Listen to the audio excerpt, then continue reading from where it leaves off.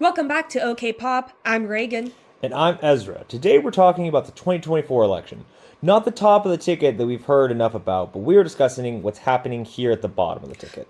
Right, because while everyone was focused on the big national races, something really strange happened right here in our own backyard in Oklahoma. Ezra, when you go into the voting booth, you expect a choice, right? A versus B? And that's generally what we have. It's the whole point of the sticker most of the time. Well, for a lot of Oklahomans this year, the choice was essentially take it or leave it. We looked at the numbers from the last general election. There were 190 regular state level elections on the ballot. Do you know how many of those only had one name? I'm going to guess a decent chunk, maybe 20 or 30. Try 105. Wait, 105 out of the 190. Exactly. That's 55% of the regular elections in the state. More than half of the people who represent us at the state and local levels won their seats the moment the filing deadline passed. No opponent, no debate, no campaign ads. That's wild. That means for 105 positions, the election was basically just a coronation. It's a participation trophy for the government. Why is it that high? Is it just nobody wants the jobs? It's a mix of things. First, you've got the incumbency advantage. If you've been the county clerk or state representative for 10 years, people know your name, and the challenger knows they're going to have to raise a ton of money just to lose by 20 points. Or at least it can feel that way. So it's a deterrent. But 55 still feels like a massive failure for the marketplace of ideas. It is, and it's not spread out evenly. If you look at the office of clerk, 80% of those races were uncontested. For state representatives and even U.S. representatives in Oklahoma, about 66% or two-thirds were uncontested. Two-thirds. So if I'm a voter in one of those districts, I'm basically just there to validate a decision that was made months ago by, well, nobody? Pretty much, and here's the kicker.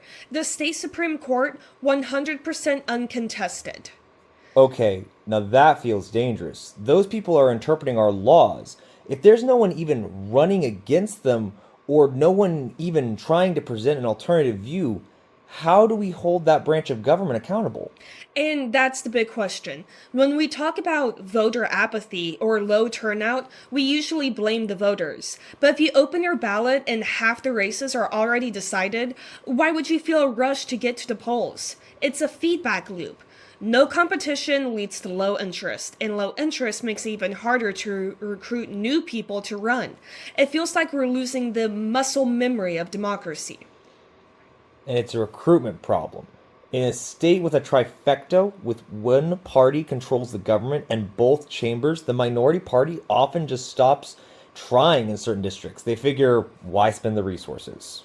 Exactly. But then the voters in those districts never even hear a different perspective. It's like a sports league where half the teams just get a bye every week. You're not going to get the best performance out of the players if they know they can't lose. Competition forces candidates to show up to town halls and answer the hard questions. So, Reagan, what's the fix? Is it just on us to find 105 more people to run, or is it the system just designed to keep people on the sidelines? It's a bit of both. We've built up this idea that running for office is a Herculean task that requires millions of dollars in a direct line to a national party. But when you look at the local level, your county clerk, your state rep, your sheriff, the barrier to entry is actually lower than people think. Okay, so break this down for me. If I'm listening to this in Edmond or Enid or Lawton right now here in OKC, and I'm tired of seeing a blank space in my ballot, how do I actually get my name on there? It's actually pretty straightforward. First, you have to be a registered voter in the district you want to be represented. For most state officials, you just need to have been registered there for at least 6 months.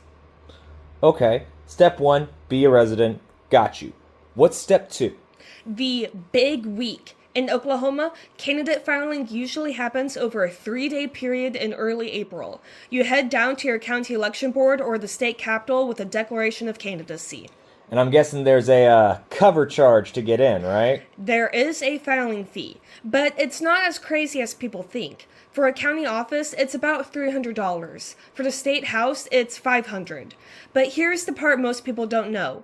You don't even have to pay for it. Wait. You're saying there's a way around paying for it? Yes, I am.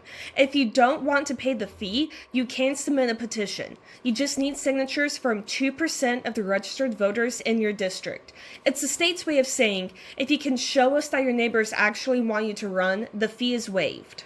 That's powerful because it turns the filing process into an act of community organizing right from day one. You're literally walking your neighborhood, meeting people and saying, I want to represent us. Exactly. But even with that path open, 105 seats still went empty of any seat. And that's exactly why we're doing what we're doing at the Sooner State Party.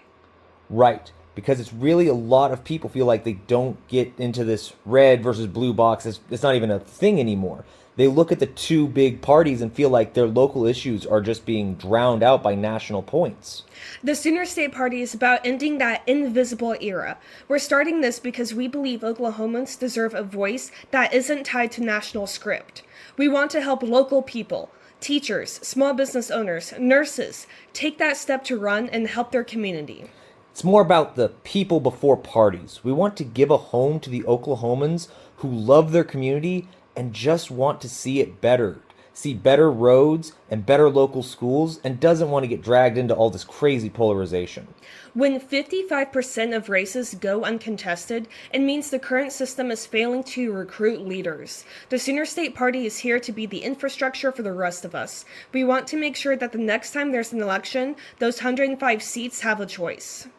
If you're tired of seeing a ballot that's already been filled out for you and you just get to show up and decide, well, I'm not even going to get a vote, you're the one who has to fill this gap. Whether it's through a petition or just standing up and saying, I'm here in your community. This is what your community needs from you. We're building something new, and we want you to be a part of it. No more automatic winners. Let's make democracy a conversation again. Well said. We'll have more information in the show notes on how to get involved with Sooner State Party if that is something you're interested in, as well as the specific filing deadlines for your area. We'll be back next week to talk about something a little louder. Thanks for listening to OK Pop, People on Policy. We'll catch you next time, guys.